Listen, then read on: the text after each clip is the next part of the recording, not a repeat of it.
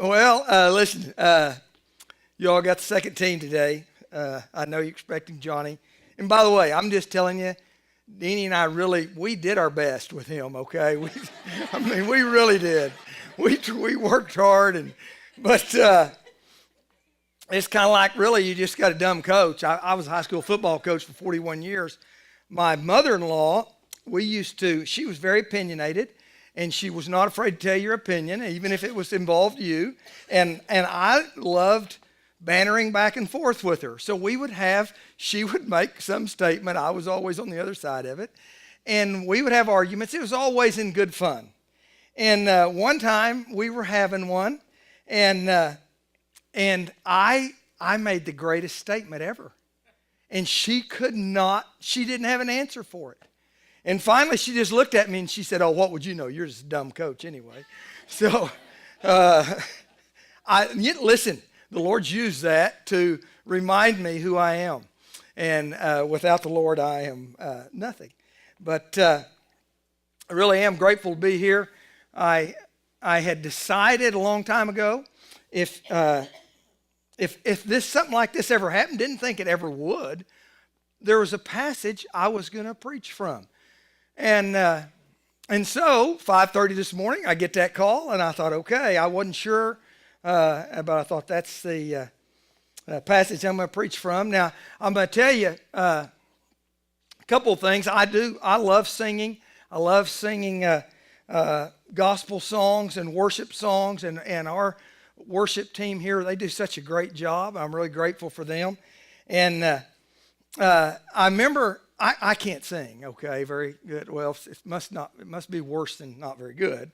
But I told Deanie once, I said, because I just get involved and really sing in church. And matter of fact, when this was at Hera, Vernon, a long time ago when Vernon, and he might have been leading the music then, I don't know. And I told Deanie once, I said, "Deanie, I think the Lord's really blessed me. I'm getting better at singing." Well, you should have seen the look she gave me. And so, one of my fears has been if I had a microphone, something like this, and people were singing, I'd be singing and they'd turn me on. And I wouldn't know it. Because, Deanie even said, Heather said that she thought she heard me once, and it wasn't very good. And it was kind of messing her up. So this morning, I'm just singing away. Deanie pokes me and she said, "Your mic's on." I mean, so, but I am going to preach from, I'm not a preacher, so I'm going to teach from Acts 3, verses 1 through 10.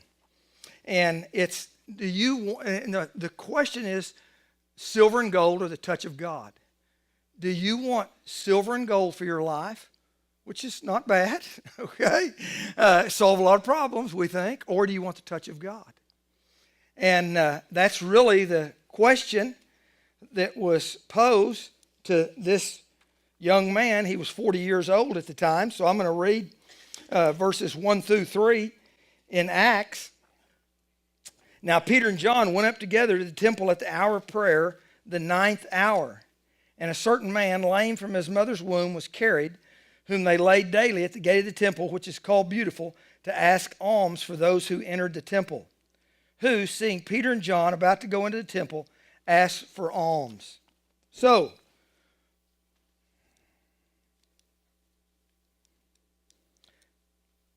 we have this beggar. He has been crippled since birth. He's 40 years old. It even mentions that, I believe, in the next chapter. But so can you imagine? He's never used his legs. He's never had use of his legs.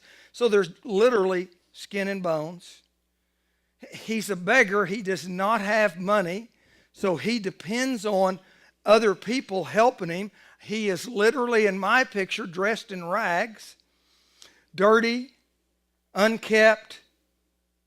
People have to carry him there every day. He depends upon them. He had a miserable life. You just look at it. I remember we were in Bogota, Colombia, on our way to Brazil, mission trip with the kids. Johnny was pretty young, probably 6, 7 years old, and We had missed a flight, had to spend the night in Bogota, and there was 12 of us. And so we just decided we'd go out to eat. So we just went walking down the road in Bogota, Colombia, found a place. I knew polo was, I think it's chicken. Oh, yeah, it is. And we had un polo, and that's about all I could order. And when we left there, some little homeless kids that you would call street urchins. I remember my mom used to refer to me, you look like a little urchin street or something.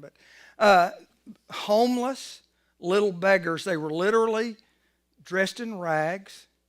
Their faces were smudged and smeared. Their hair was unkempt, and they're begging us for food. And so my picture of that man is he's dressed somewhat like these people are. And what a sad lot he had. He did not have the touch of God in his life. You know, my dad, the Lord saved me. I was 23 years old when I ever heard the gospel. If somebody asked me if I was saved, I'd had no idea what they were talking about. Literally, what do you mean? And I grew up in Oklahoma. This is called, I think, still called the Bible Belt. So I'd never heard the gospel, and the Lord changed my life dramatically at that time. And Deanie was saved later. She'd been raised in church, but she wasn't saved. Changed us dramatically.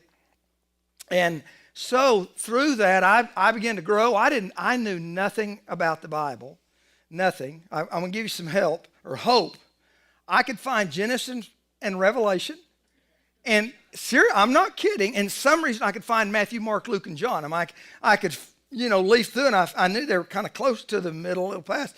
And if I could find one of them, I knew where the others. That's it. I just didn't know much.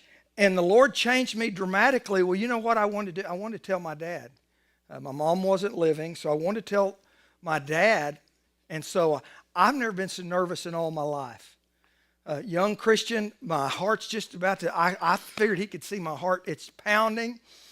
And I shared the gospel with my dad, the good news of what Jesus did, that he died on the cross, paid the penalty for our sins, and overcame death. And my dad said, he said, well, the Lord could never forgive me for all I've done. See, he didn't have the touch of God in his life. Well, so from there, verses 4 and 5, got to put my glasses on to read. And fixing his eyes on him with John, Peter said, look at us. So they gave them his attention, expecting to receive something from them. So my picture, I've already told you how I think this guy looked. I think he's there at the temple gate, and I think he's got, hey, there's not a whole lot of reasons to look up, is there? If you've got that lot in life. And he's holding some kind of cup, and he's got his head down, and he's saying, alms for the poor, alms for the poor. And what does he hear? He hears Peter say, look at me. Okay. I'm going to take some liberties. You know what I think he thought at this point? I think he thought he was going to get so much money he wouldn't have to beg for a while, maybe a long while. And that Peter was going to give him so much money, and that he thought, well, Peter wants to know, he wants me to know that he's given me all this money, and I can thank him. He was so excited. Well, he had the wrong hope. He did. But, and so I was thinking with that wrong hope, because listen, how many of us have ever thought, if only I had this, or if only and you finish the rest of it, if only I could do this, this would solve a lot of my problems, or I could get on with life, or I could do this.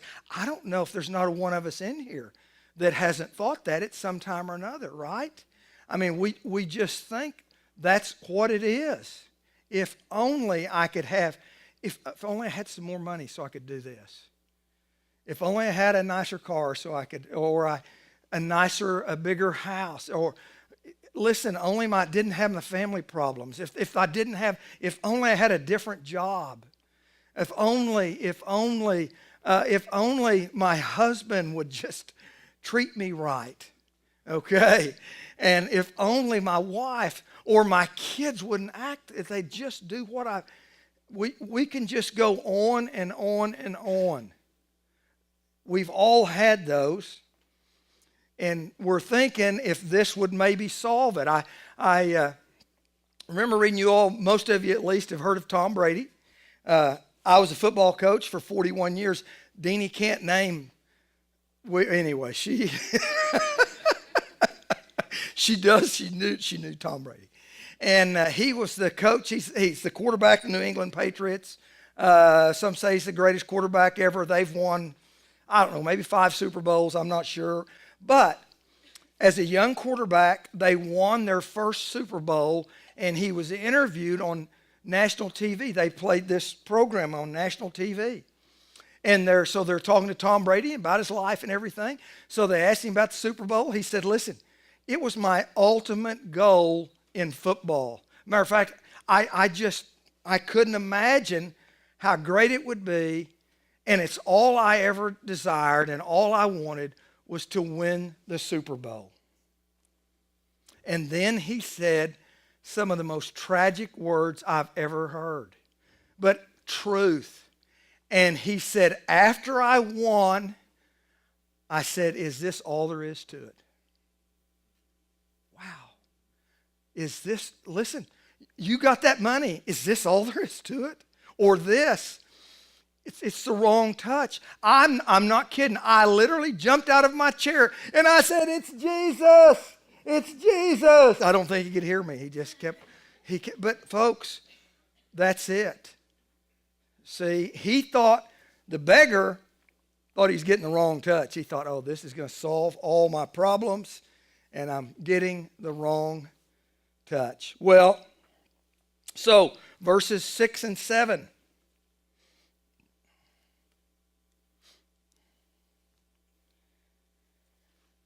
After this, so then Peter said, he said maybe the most discouraging words this guy could have heard. Okay, because Peter said, silver and gold I do not have. And he said, oh man, I was so excited. But you know what? But some of the greatest words we hear from the Lord in his word. Okay, this, that's not good. But listen, I don't have any silver and gold. But you know what he said? What I do have, I give you. This is something we can give everybody. This is something everybody in here can give. And what does he say? I give. But what I do have, I give you in the name of Jesus Christ of Nazareth. Rise up and walk. And he took him by the right hand and lifted him up, and immediately in his feet and ankle bones received strength. How does Jesus affect us? Listen, immediately. He affects us. He does. He changes us immediately. When the Lord saved me, it's not like I felt, I can't tell you, there was no special light, there's no special revelation, but I was different. I looked, I thought, I didn't want to do some of the things I'd done. I wanted to be more careful about how I talked and how I acted. The Lord changed me because he paid the penalty for my sin. The touch. It reminds me of a song. I think it maybe came out in the 70s as The Touch of the Master's Hand. Nobody in the first service had heard of it.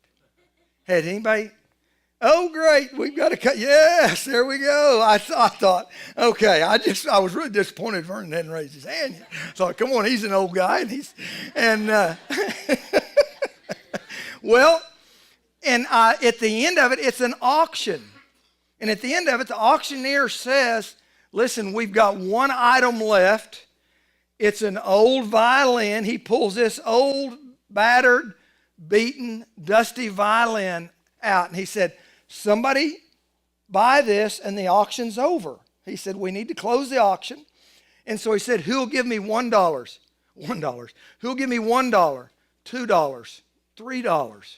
Nobody raised their hand. And he's wondering how he's going to close the auction.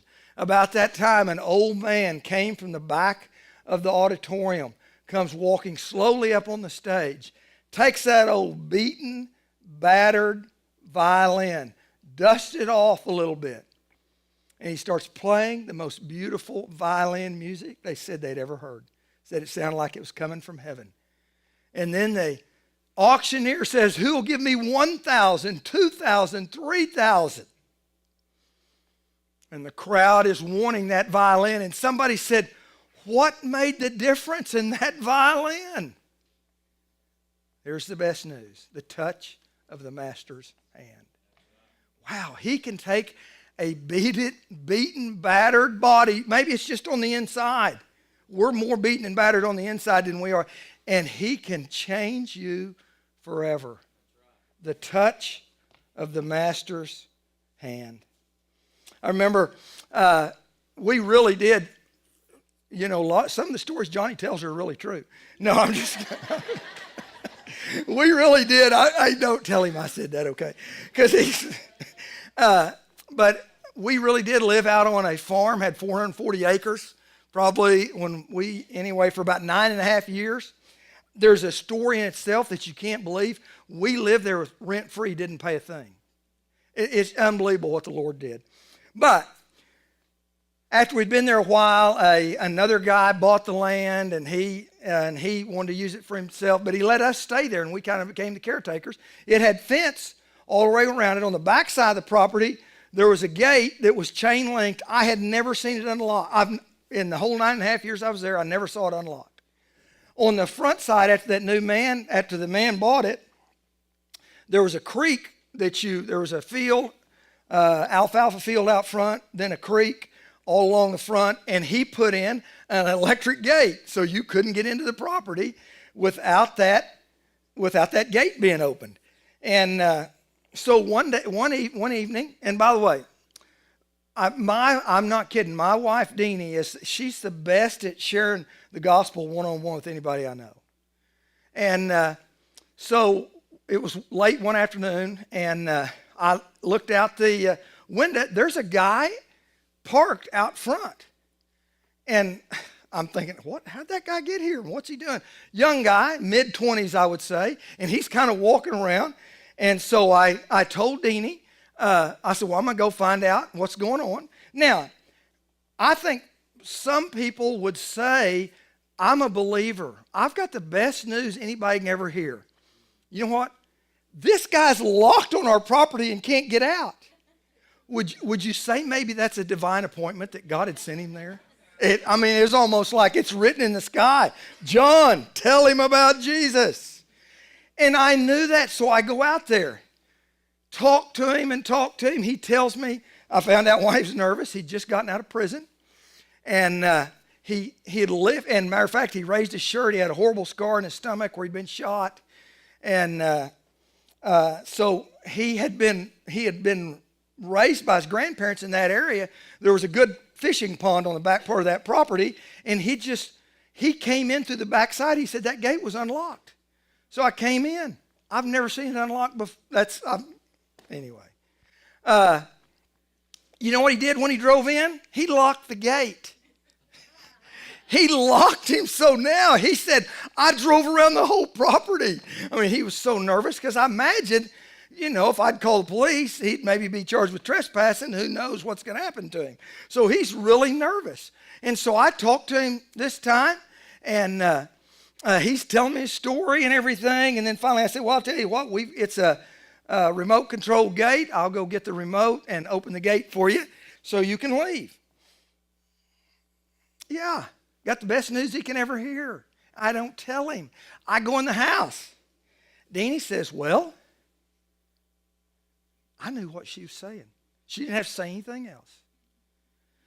What she was saying, what did he say when you told him about Jesus? And I'm under terrible conviction anyway, and then she has to put that, well, I know you've told him, he's right here. And I said, well, what?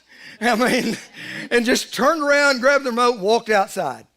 Well, but I did tell him in that time, from her saying, well, and of course when I said, well, what, I think she went ahead and finished what I knew she was saying anyway.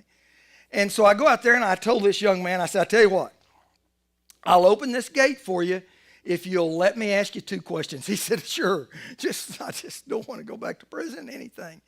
And so I asked him, Evangelism Explosion, great teaching tool to share the gospel. I asked him, those two questions are the two best questions I know to help you to talk to somebody kind of in a non-offensive way about the gospel. And one of them is, do you have the assurance? Because nobody's ever argued with me when I've said, hey, listen, we're all going to die sometime. I've never had anybody argue with me on that. But do you have the assurance that when you die tonight, you're going to spend eternity in heaven? And that's a pretty simple yes-no answer, right? And so now he did say, no, I don't. So I don't have to ask him the second question. But if he'd have said yes, I'd have asked him the second question. I said, well, if he'd said, yeah, I know I must spend my eternity in heaven, I'd say, well, that is great. But let's say you did die tonight and you stood before God in heaven and he asked you, why should I let you into my heaven? What would you say to him? Wow. Now that is a thought-provoking. Well, listen, folks, you know what I've had people say to me? Well, I'm a good guy. I try to help others. I go to church. And just now some will say, well, I really don't know, man. I said, I know, that's a good thought-provoking question, isn't it? And listen, there's only one answer. There's only one. I've trusted in Jesus to save me from my sins. That's the only answer, folks. Well, guess what happened to that young man? He became a new man in Christ. He became a new creation, as the Bible said before he left there. He got the touch of the Master's hand. Deanie just came back from Florida yesterday. I know. And I was here. And so she had an Uber driver take her to the airport yesterday morning. I told you, you know what she did? She shared the gospel with him. The guy said, my wife and I have been talking about this for 3 weeks. He said, I want to be saved. He said, I can't wait to get home and tell my wife about it. Wow. He got the touch of the Master's hand. Well, there's also, fast forward later in my dad's life. He was 66 years old. Guess what happened? He got the touch of the Master's hand. He said, he's the same one said, there's no way God can forgive me for what I've done. He got the touch of the Master's hand. Well, last thing in verses 8, 9, and 10. So he, leaping up, stood and walked and entered the temple with them, walking, leaping, and praising God. Can you imagine that picture? This old crippled beggar, because it said immediately there was life to his legs, strength in his legs. He jumped up, and what's he doing? He's praising God. He's not saying, look what I've done. He's saying, look what God has done. Oh, wow. So he leaped up, stood, and walked, and entered the temple with them, walking, leaping, and praising God. And all the people saw him walking and praising God. He didn't care if he wasn't worried about making a fool out of himself, that I love Jesus. He wasn't afraid. Great lesson right there. Then they knew it was he who sat begging alms at the beautiful gate of the temple. And they were filled with wonder and amazement at what had happened to him. Listen, we need to touch others. There's no touch.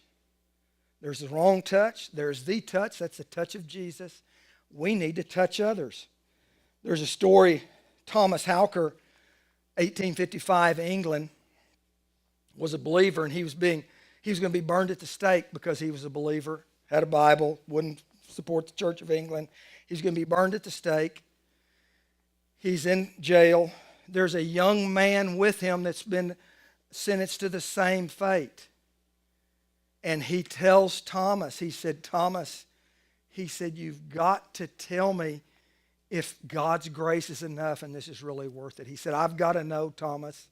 He said, Thomas, when you're chained and the fire's the hottest and you don't think you can stand it anymore and you're about to die, would you just raise your hand and let me know?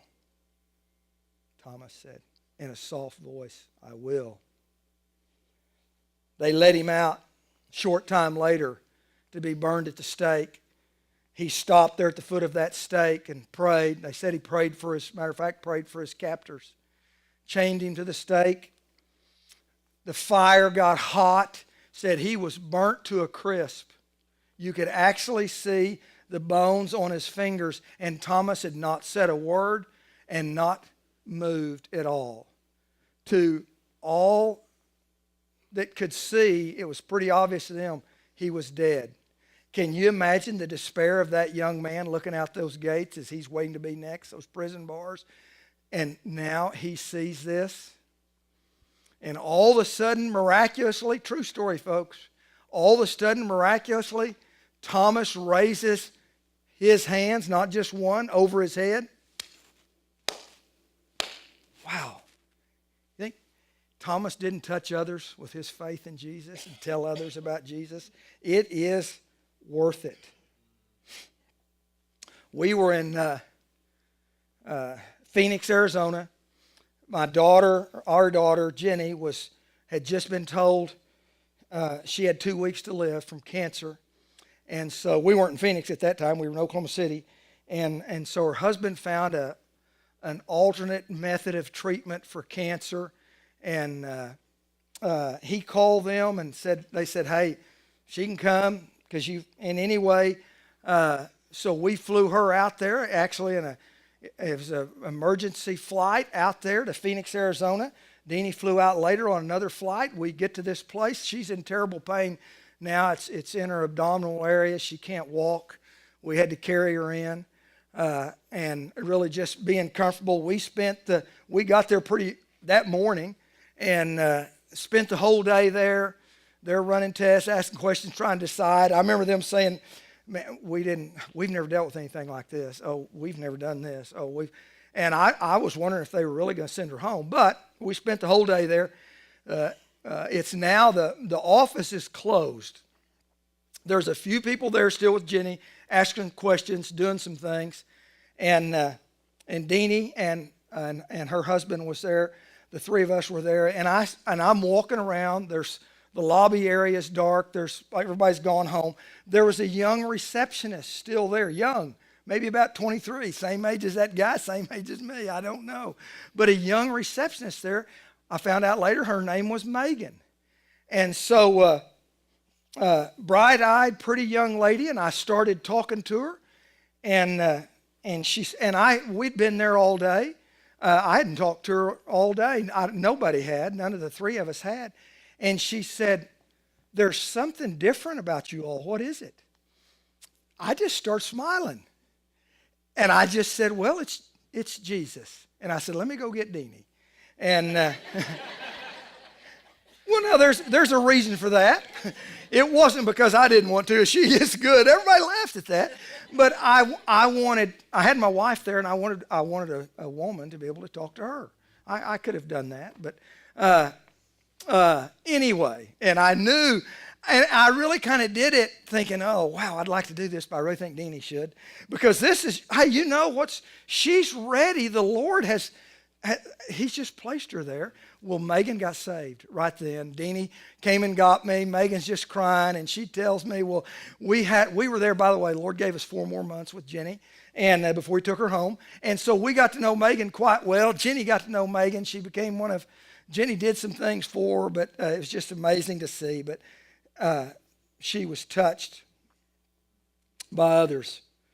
And some of you think, well, you know what? There's no way I can't tell people about Jesus. I don't know enough. I just can't do it. What if they ask me a question I can't answer? Listen, I don't mind today if somebody asks me a question I can't answer. I say, well, I don't really know. I'll tell you what I'll do. I'll see if I can find the answer. I either go ask somebody smarter than me, which is not too hard, or go look it up or something. And but it's okay. I don't mind saying I don't know. And so the story in the blind man, Jesus healed the blind man. And the Pharisees were trying to trap Jesus. They wanted to condemn him. And so they were trying to get the blind man to say something they could use against Jesus. Now, basically, here's what he said. He said, you know what? All I know is once I was blind and now I can see.